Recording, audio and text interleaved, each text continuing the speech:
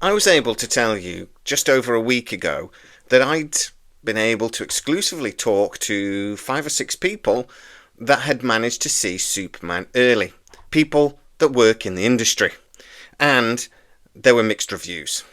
Now I can explain to you why this really is a love or hate movie. Welcome to the Tac Impulse podcast.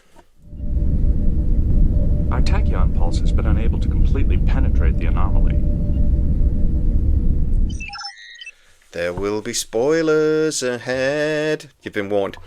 If you've not seen Superman just yet, please come back to this video in a couple of days when you have seen it. Because, I'm going to be telling you a few bits within the storyline that are either brilliant or a bit silly. And why they really matter to how you would form your opinion on this film. First of all, I will say that out of the 5 or 6 people that had seen this movie, I may or may not have been one of them. And I may or may not allegedly have scored this 7 out of 10. I'm going to tell you straight up why, and why I can genuinely understand why some people would have scored this far lower, and why some people will have scored it far higher. First of all, I am going to say there are bits about this movie I love.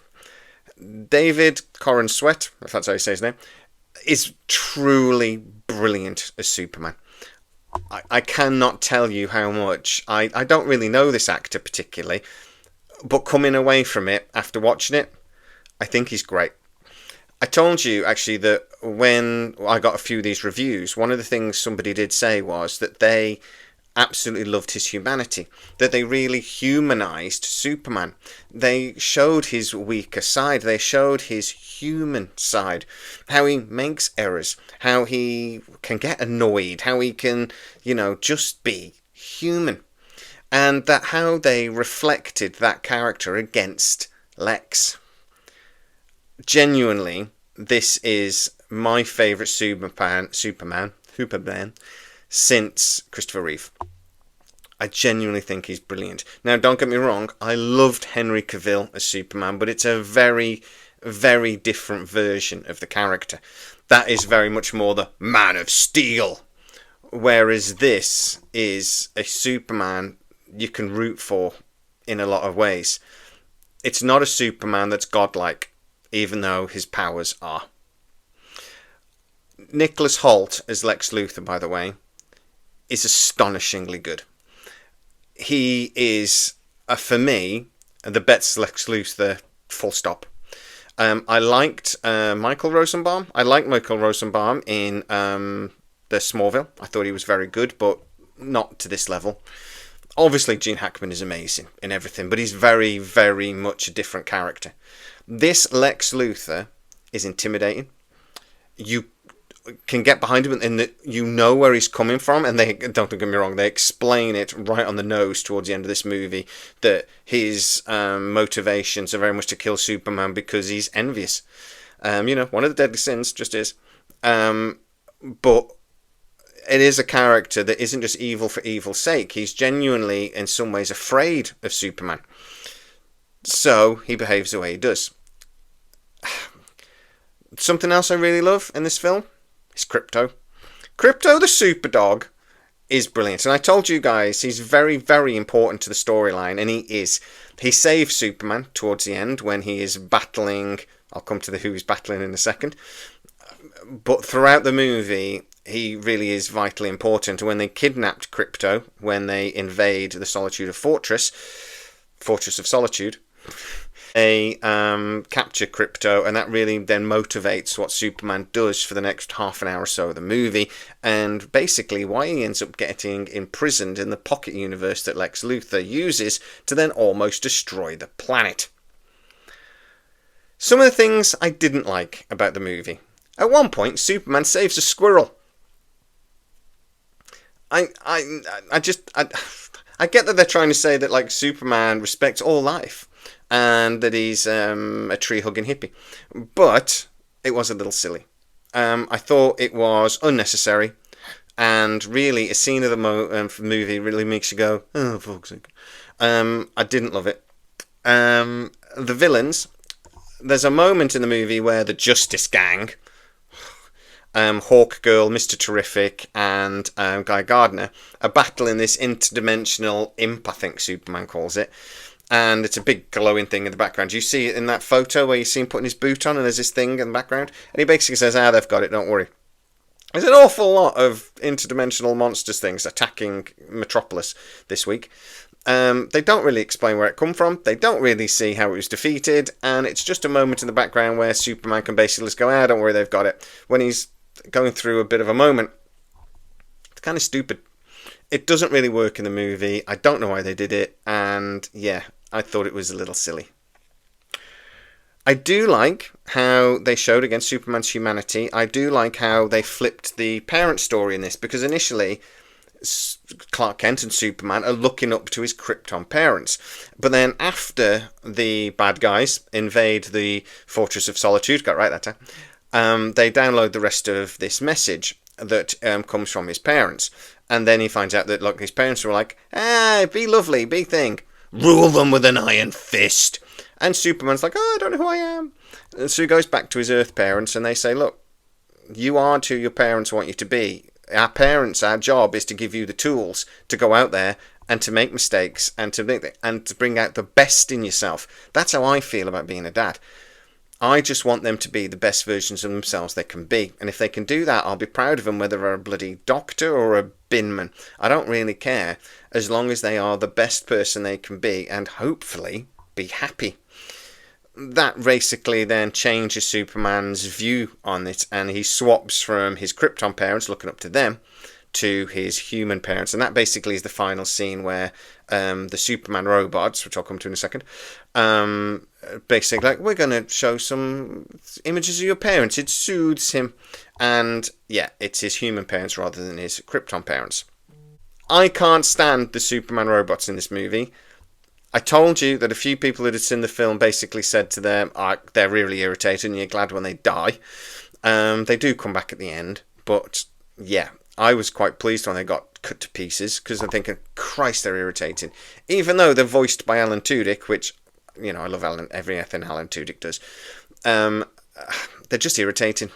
They're not written particularly well, and they're just annoying. They do come from the comic books. They are, you know, really from the comic books, but no, don't like them. So what else annoys me? The Justice Gang, other than Guy Gardner. I think Nathan Fillion nailed Guy Gardner. I think it's comic book accurate, but also it's just Nathan Fillion. He is very funny. He is self-deprecating in a side kind of way, from a Nathan Fillion, point of view. And yeah, he's just great. Hawk Girl is good, beautiful, a stunning looking woman. I forget her name. But her character, there's nothing wrong with Hawk Girl. The character's fine, except it's not developed at all, and she keeps squawking like a hawk. Once or twice I think would have been okay, but the amount of time she does it reminds me of Love and Thunder a little bit, with the screaming, what were they, goats, the giant screaming goats. Once or twice might have been funny, but all the way through the movie it just gets annoying. So yeah, I didn't love that. I also thought Mr. Terrific, even though he's in the movie a lot and is very important to the movie, again, there's no development there. He's very stoic. He's supposed to be very stoic, but maybe a little bit too much. To go back to something I loved about the movie, I thought two things James Gunn did with this film that I think is really impressive is that he uses the music really, really well. There are moments in this film which genuinely get you excited, and it's the way he uses the Superman theme tune, because he uses it in 4 or 5 different ways. And there's one point in the movie, you've seen it in trailers to be fair, when these kids lift the Superman flag and they're just going, Superman, Superman. They're going to get attacked by this enemy country that sounds a lot like Russia. This enemy country. And they're just praying for Superman to come. And I got a genuine wave of emotion. It almost got to there. And then the Justice Gang turn up. I do like about that they called it the Justice Gang, and that it's not the Justice League just yet. And that's something that they're going to build up towards. I think James Gunn is very intelligent for doing that. But the other thing I loved about what James Gunn did with this movie is that he used humour relatively sparingly. That's something I was really, really worried about, because James Gunn can sometimes go over the top with the humour and the silliness. He doesn't. But there's a flip side to that. If you don't get the way James Gunn makes movies, and you don't get that this is more of a comic book style than Man of Steel was, and you loved Man of Steel, you love Zack Snyder's version of Superman, you're going to hate this movie. And the silly little bits like saving a squirrel are just going to underline why you hate this movie, or just don't like it. My wife actually really liked it, but she did say what was going on with the squirrel bit. And I was just like, I don't know. She adored Krypto, the super dog, as well. But there's another bit where, how do you contain a super dog? You squirt images of a super squirrels in his head and he just keeps chasing them. That was just stupid. There's a bit with Krypto, though, actually, when Superman whistles him while he's battling the evil villain, which I'll tell you about now. And he's basically gone into a pet store and destroyed it, and he's eating all the kibble off the floor. I love that bit. The one bit, though, that is bloody obvious and kind of stupid is that Lex has cloned Superman and then called him Ultraman. It was obvious from the beginning that's what it was, and that's who the character was. And to be honest, they do this big reveal of, it's me, oh, and it's bloody obvious. As soon as the Fortress of Solitude opens and they can get in, it's very clear that Ultraman is a clone of Superman. I think they could have done without that. I think they could have done that a different way. I would have done it in that he was cloned because they captured Krypto. And I thought that's the way where they're going with it initially, but no, he found a hair from one of his battles. Okay. The prison is kind of stupid. The universe pocket that is then used to almost destroy the planet. There's hundreds of thousands of prisons in it. These glass box cubes that they're just stacked up. I know they're supposed to be political criminals and stuff, but there's no clue how these people are still alive because they wouldn't have any air, they wouldn't have any water, and they wouldn't have any food that we see. So I don't know how they're still alive. But also, it was just a little silly in the way it was done. Batman. I don't think James Gunn can do Batman, but at some point Batman has got to join the Justice League. It's not going to be a version of Batman we've seen before. I think that's very obvious with the way James Gunn makes his movies. I think it'll be a Batman more like we've seen in the cartoons, the Justice League cartoons, maybe even Batman the Animated Series.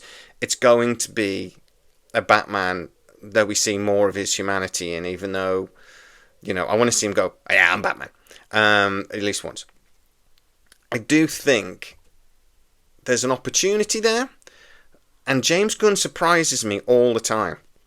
I thought this was going to be a very different movie to what it is, and James Gunn nailed it again. I thought Guardians of the Galaxy was going to be awful. It just looked silly from the advert. I couldn't figure out it was going to fit in the Marvel Universe, and he nailed it. So maybe once The Batman is done, Thingy Reeves' version of Batman, maybe they can bring him in. It does feel like there's an awful lot going on in this film. Don't get me wrong, and that is something that's balanced quite well. But again, if you don't know these characters, it would underline again why you don't like the film. I loved it because I knew the background, but if you don't know what a Green Lantern is, you'd be baffled by this film. I don't think they needed to do that whole thing again, though. There's not a Superman birth story again in this, or a Lois Lane birth story again in this. Oh, by the way, Lois Lane is very underutilized in this movie. You barely notice she's there. I do like how they just got on with it. There's an awful lot in the movie. But the way it's done, there's an awful lot left to do. This does give a really good foundation to building up towards a Justice League movie. And I just hope DC don't rush it again like they did under the Zack Snyder universe. They've got a chance to do something very cool here. One other thing I liked was Peacemaker makes a cameo. That was great. But guys, get into the comments and tell me what you think. Have you seen the movie yet? Have you any intention of seeing the movie? If you didn't want to see the movie, is what I'm talking about basically made you think, yeah, I'm definitely not? Or maybe even changed your mind that you'd quite like to? Get into the comments and tell me exactly what you think. And if you have seen the movie, do you sort of agree with what I'm saying, or there were bits that you preferred and disliked? Get in the comments again. Start that conversation. Start that debate. Let's talk about this movie, because I genuinely think it's the blockbuster of the year. I'd be very surprised if anything hits the cinema that I enjoy more than this film. But, fingers crossed I do, to be fair, because that means there'll be something else to look forward to. But get into the comments and tell exactly what you think. If you are new to the channel, don't forget to like, subscribe, hit the bell notification. It really helps us out and you'll never miss any of our new videos. Also, you can become a member of the channel and get to see lots of these videos up to 24 hours before everybody else. Check that out. As always, please stay safe, and I'll see you next time. Our tachyon pulse has been unable to completely penetrate the anomaly.